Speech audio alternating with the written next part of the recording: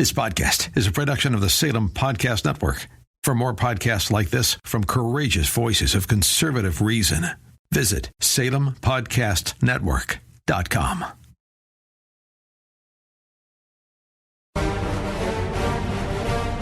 Portions of the following program may contain pre-recorded material. Oh, wow.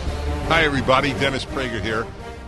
Portions of this particular show are all live. Just for the record, I have to undo the damage of that announcement every hour of my show. But my task is to tell you the truth, and that is it. Hello, everybody. Dennis Prager here. Are you ready? Even my producer has no idea that I'm going to ask this question. It will strike some of you as over the top. It is not, for me, over the top. I have always thought in moral terms. That is the way my mind works. That is why the motto of my life is taken from Viktor Frankl. There are only two races, the decent and the indecent. I divide the world between people who do good and people who do bad, not between any races or religions or ethnicities or nationalities. The great division is the moral division. Okay, so that's just a preamble. So I walk around society like every one of you does. But I wonder about things that almost none of you wonder about. It's not a compliment to myself, it's just a fact. Here's one. I was deeply affected as a child meaning from about the age of 10 or 11, by the Holocaust. Even though I lost no relatives, my parents were born in America, one grandparent was born in America, the other grandparents came to America in the beginning of the 20th century. And so we were not directly affected, but it affected me. And there are other people that can say this, non-Jew as well as Jew, that reading about the industrialized murder of virtually every man, woman, and child, baby, that was a Jew in Europe, occupied by the Nazis, which was most of Europe, was murdered. It's essentially unparalleled. So this had an effect on me. So I devoted a lot of my life to studying it, and to studying in particular the non-Jews who hid Jews. Because I think I understand being afraid, people afraid to do anything that might get them in trouble with the Nazi regime, wherever the Nazi regime or Nazi-supporting regime might have been. Germany, the most obvious, but Poland. If you were a Pole and you hit a Jew, you were killed. Maybe members of your family as well by the Nazis. So who would do that? Studying goodness is more important than studying evil.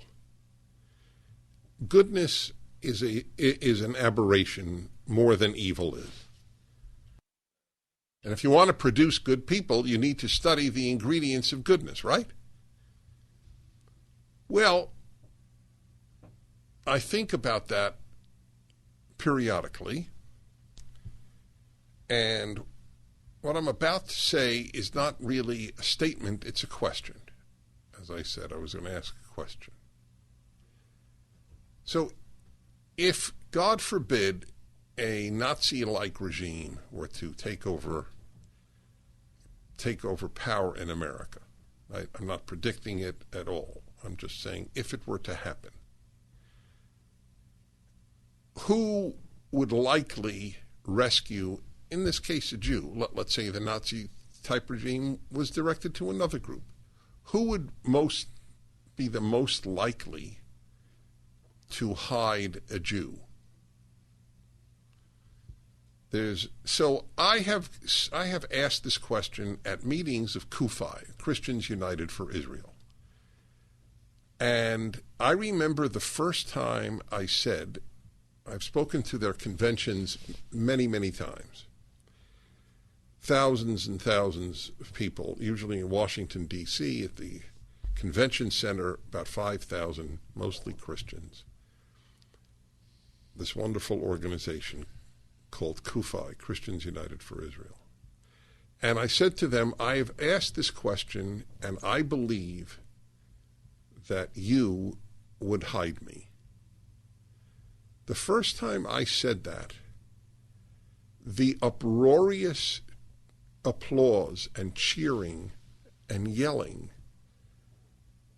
I have chills recounting the story to you, because I touched a real nerve, and it was a very powerful response. Now, the fact is, no one really knows how they would behave under dire circumstances. It's very hard. When you're truly tested, only then do you really know. Nevertheless, what I said to them, I believed. Most of them, which is a remarkable compliment, obviously, but I think most of them would hide a Jew under such circumstances. So now I'm tying it in to America today, outside of a group like Christians United for Israel. And the question is really not about Jews. The question is about people, Americans in general. So I think about it, and when I see that people have, like in Canada, snitched on neighbors who got together during the COVID lockdown in parts of Canada. So I'm thinking that's not a good sign. So I just want to offer you a thought.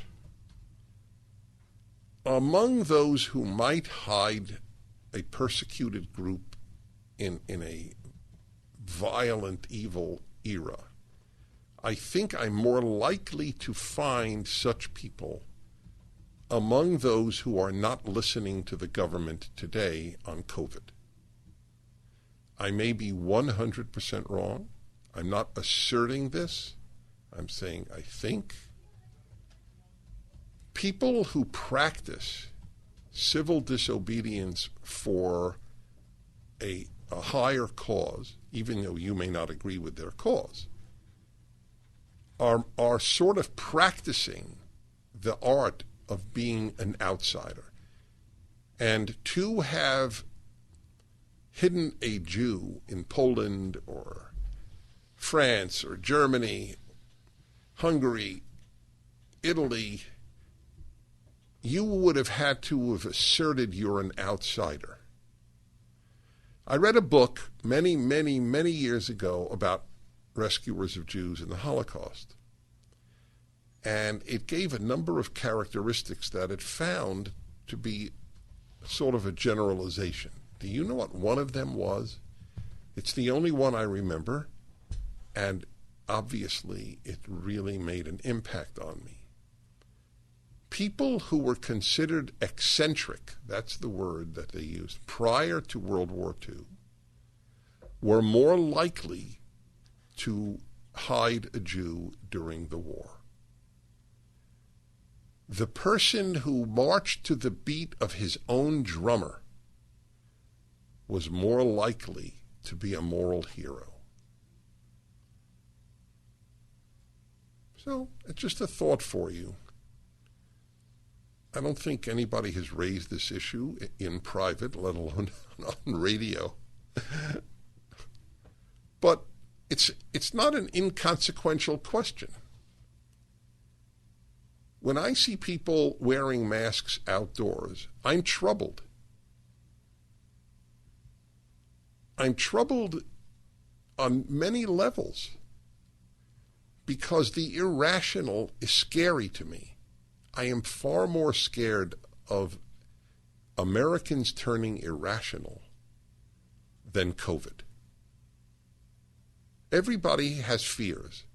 I fear mass delusion, mass irrationality, unquestioning obedience to authority more than I fear COVID.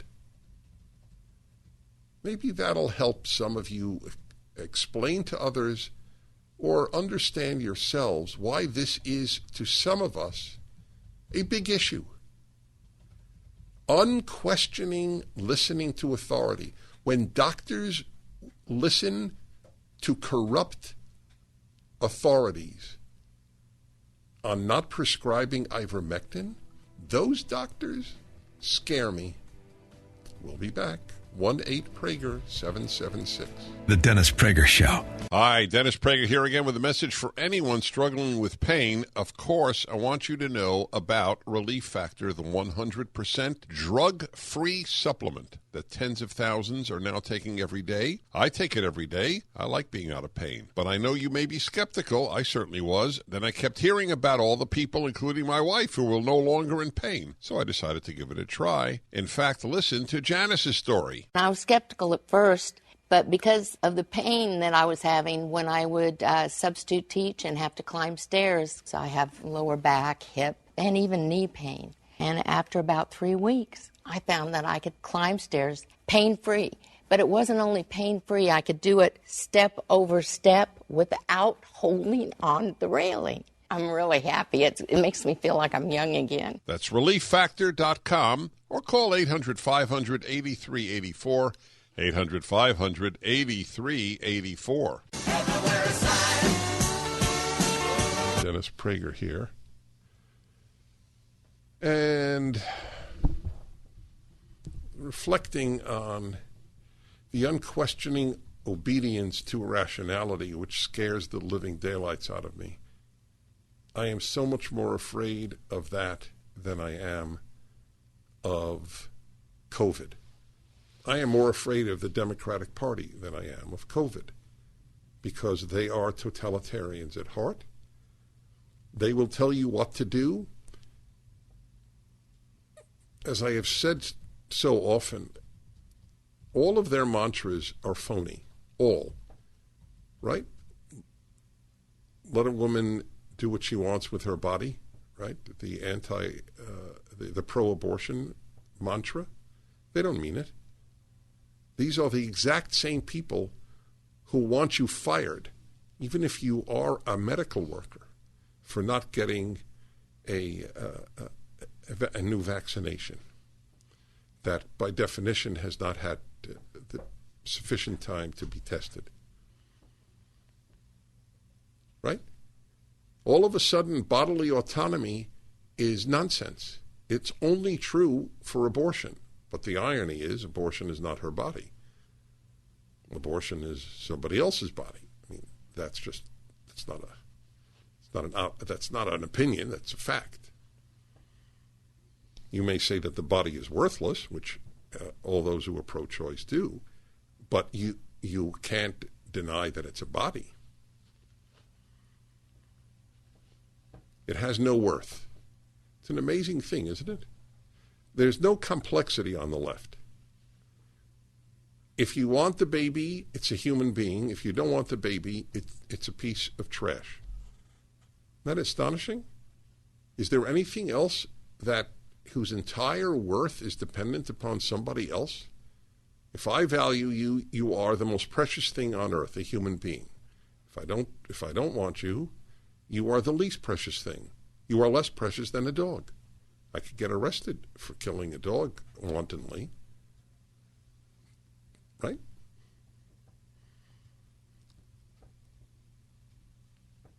The unquestioning obedience to authority and the use of authority will have passports for people to be able to do what the authorities want you to do. You think, is there one person listening who thinks it will stop with the vaccination for COVID?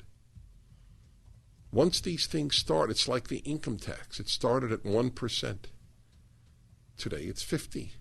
I'm in the 50% bracket because of California and federal taxes. People want it higher. When it was passed at 1%, they had to actually pass an amendment to the Constitution. It was not deemed constitutional for the government to take your money away from you by force. They passed the amendment. They were assured it will be only on a handful of people and only 1%. We were assured that civil rights legislation would only pertain to race. Now it pertains to everything. Passing legislation and controlling others is what gives the leftist meaning. If you don't relate to that, as I don't, I have no desire to have power over anybody else. So it's very hard for me to empathize with a leftist for whom power over other people is everything. Everything. You will do what we say. You will drive what we want. You will live where we want. That's the ideal. You will have your thermostat where we want. The proof that the entire green issue is about power over people and about reforming the economy is that they're not for nuclear power. With nuclear power, everybody comes aboard that is a non-fossil fuel source of energy that is safe and clean and works 24/7, unlike green energy. But they're not for it. It's a phony issue. But the unquestioning authority, there's an article in, of all places, Atlantic, by a guy who has criticized me, I don't know, maybe even attacked me, I don't know what the verb would be, who writes for the Atlantic. And it was fascinating how his attacks on me were based on the fact that I supported Donald Trump while he was president. I didn't support him when he was running. I supported him when he was running after the nomination, but pre-nomination I didn't support him. I was wrong, as it turns out. He was a great president. And he couldn't understand how a man like me who talks about character and morality could support President Trump. It's a lacuna in his thinking, but that's the way. Nobody's perfect. Anyway, he has a piece in today's Atlantic. Australia traded away too much liberty. I love when people on the left get frightened by the left. Gee, how did that happen? Wow. You mean my side really are totalitarians, like people like Dennis Prager have been saying all their lives? You mean my side stinks? My side doesn't give a damn about liberty? That's shocking. Just shocking. People in South Australia will be forced to download an app that combines facial recognition and geolocation. Did you know that? I told you, it doesn't stop with vaccines. You are so naive if you believe that. It doesn't stop with passports just for this. There will be more rules controlling the American than was imaginable by Orwell. COVID is the vehicle to authoritarianism. COVID. Never let a crisis go to waste. Don't you get tired of commercials screaming at you to buy gold now with inflated promises on future values? In an unregulated industry, you need honest, real experts to give you solid advice to protect your wealth and top picks on the best coins and bullion. As environmental policy becomes a hot topic, one precious metal that's been significantly undervalued for years is potentially set to surge. Nick Grovich, owner of AmFed Coin and Bullion, has long recommended this precious metal. Up to 600,000 ounces of this rare metal will be needed by 2030 to produce green hydrogen. Nick is doubling down on this pick, and you should too. Call Nick at AmFed Coin and Bullion to find out more. I've been friends with Nick for years, and he's my go-to guy when it comes to coins and bullion. I trust him. That's a very big statement, by the way. Call Nick at 800-221-7694, 800-221-7694, AmericanFederal.com, AmericanFederal.com.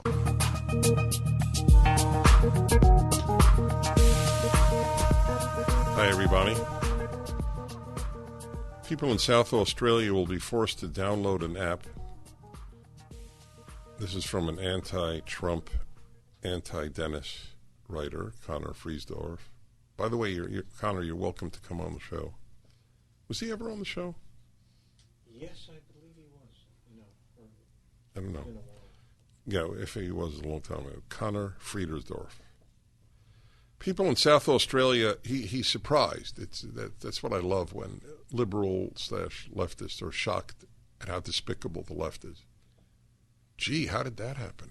How did Australians pee on liberty? Because the left pees on liberty. Truth is not a left-wing value, and liberty is not a left-wing value. That's as true as the Earth's revolution around the sun.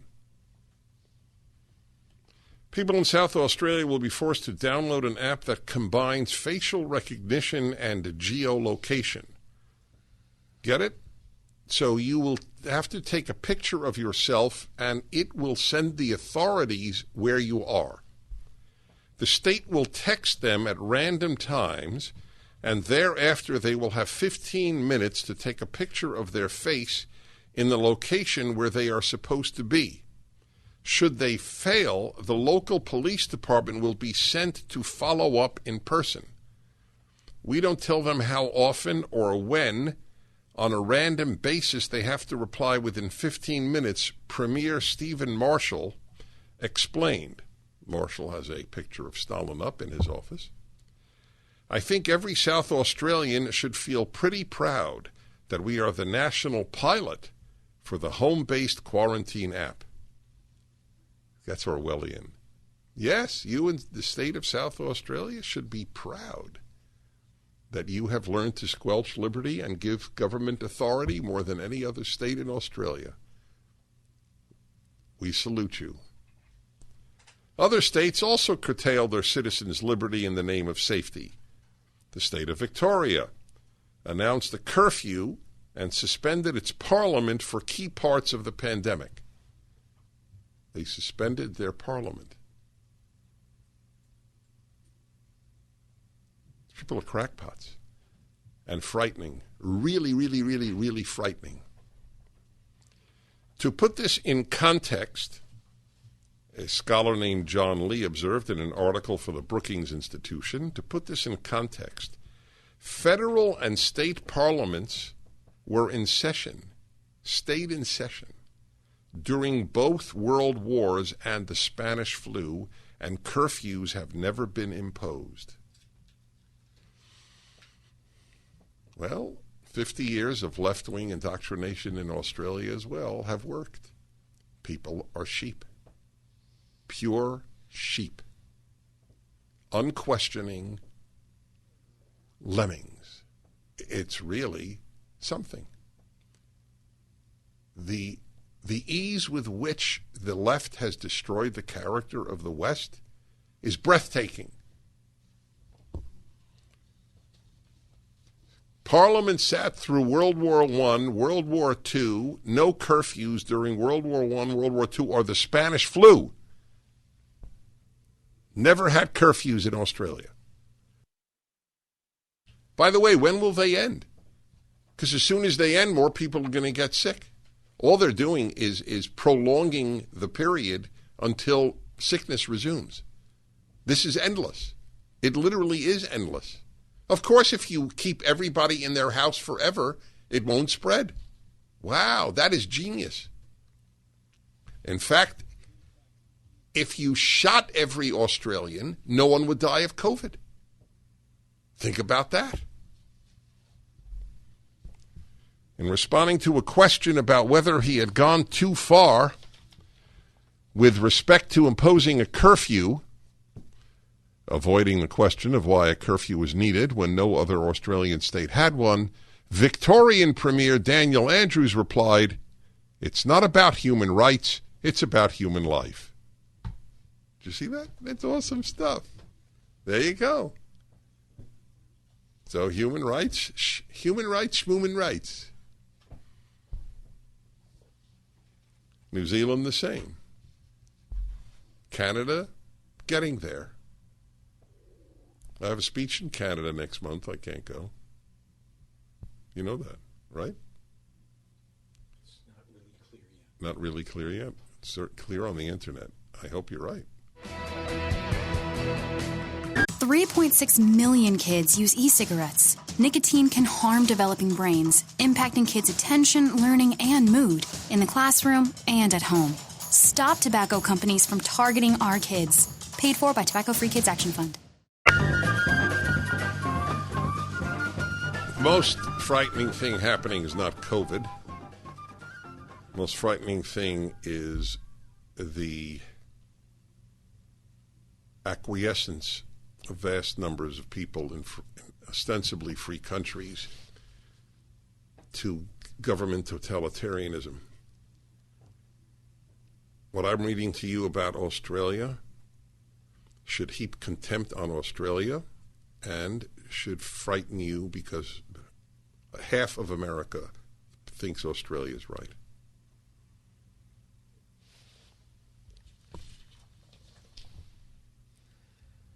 So this is a guy, an anti-Trumper, critic of Dennis Prager in The Atlantic, who is more of a liberal than a leftist and who is somewhat stunned at how despicable the left is. The naivete of liberals is only matched by the evil of the left. They live in a make-believe world. Just shocked at what the left does as soon as it gets power. Because it never occurred to them that conservatives might be right. That's the only given in a liberal's brain. It is not possible for conservatives to be right. Therefore, it's a shock when the left ruins society. If a country indefinitely forbids its own citizens from leaving its borders, you realize that's another thing in Australia. You can't leave Australia. Dear friend of mine, his daughter married an Australian. He has not been able to see her in a year and a half, or her husband. Just a given. Put strict rules on intra-state travel. That means within your state. Prohibit citizens from leaving home without an excuse from an official government list. Mandates masks even when people are outdoors and socially distanced. Deploys the military to enforce those rules. Bans protest and arrests and fines dissenters. Is that country still a liberal democracy? That's in yesterday's or today's Atlantic. Of course it's not a liberal democracy. In the name of safety, you can do anything. And most people will say, great. You're doing great, authorities. As I have said, for as long as you've listened to me, freedom is not, what the article is up at DennisPrager.com. Freedom is not an instinct, it's a value. People do not yearn to be free. They yearn to be taken care of. That's why liberty is a value. Country of liberty, sweet land of liberty. Those songs take on meaning now, don't they? See, Americans were aware until post-World War II. Americans were aware of the fact that liberty is special, that you have to preserve it and you have to fight for it and you have to want it. Sweet land of liberty, of thee I sing. Statue of liberty. Liberty, in God we trust, e pluribus unum. Liberty. Freedom. Let freedom ring. Right? Not anymore. Most young people, having been raised in America's crappy schools, believe that free speech is only available if it's not hate speech. They don't even realize when they say that they don't believe in free speech. If you don't believe in free speech for hate speech, you don't believe in free speech. You only believe in speech that you essentially agree with. All other speech you can label hate speech and suppress it. You're not even allowed in Australia to dissent. Did you read that? Did you hear what I read? You didn't read that. Did you hear what I read? You can't have a protest in Australia. You couldn't leave the Soviet Union, couldn't protest in the Soviet Union. They knew where you were in the Soviet Union. So how does it differ from the Soviet Union? This is a very fair question. How does Australia or New Zealand today, and Canada getting there, differ from the Soviet Union? It's a question people ought to ponder. And where is our health care provider? Camarillo, California. Dora, hello. Hello, Dennis. My name is Dora. How are you today? I'm well, thank you. Well, I'm on the front lines. I'm a frontline healthcare provider. I've been working all year, and now I'm on the front lines of this whole debate. I did want the public to know a couple things, and I think this will apply to them as this rolls forward, that I applied for a religious exemption. I'm actually a Roman Catholic. You might find that interesting. But anybody who applies for a medical exemption will not be given it unless you had 2 anaphylactic reactions to these actual vaccines. All the doctors are being told they're not allowed to do it, so that's not an option. And a religious exemption is up to the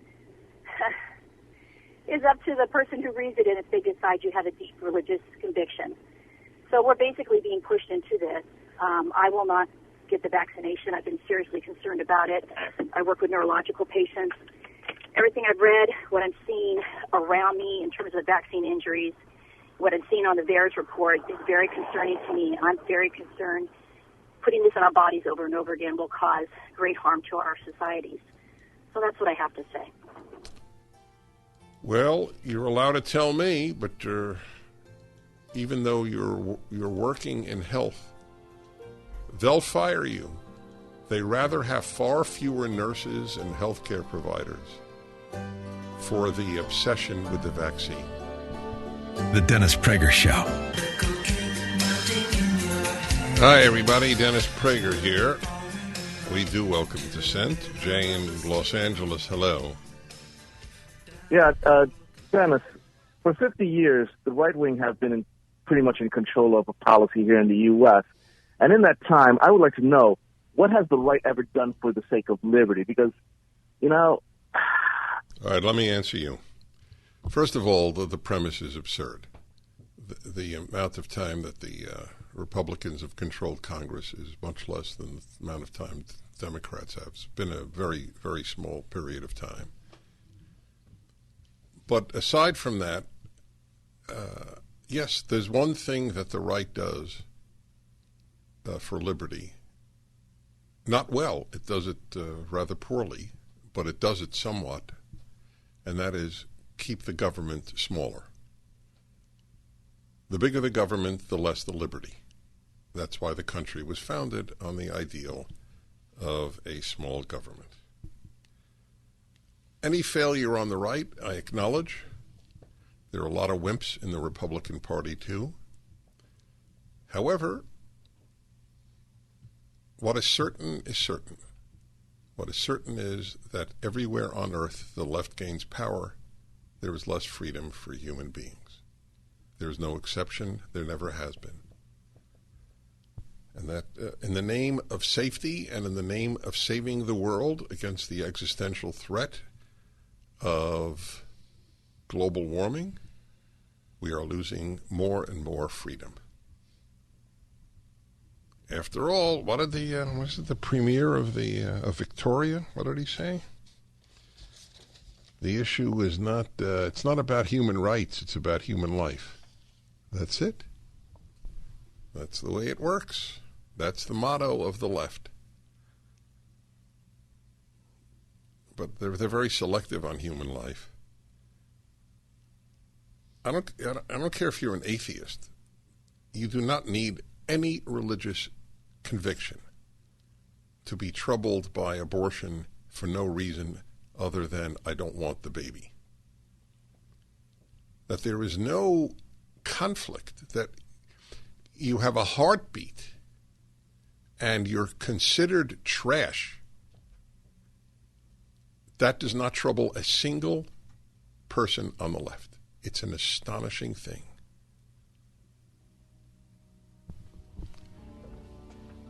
There is an existential battle taking place, my friends. It's not about global warming. It's about global leftism. Happiness Hour coming up.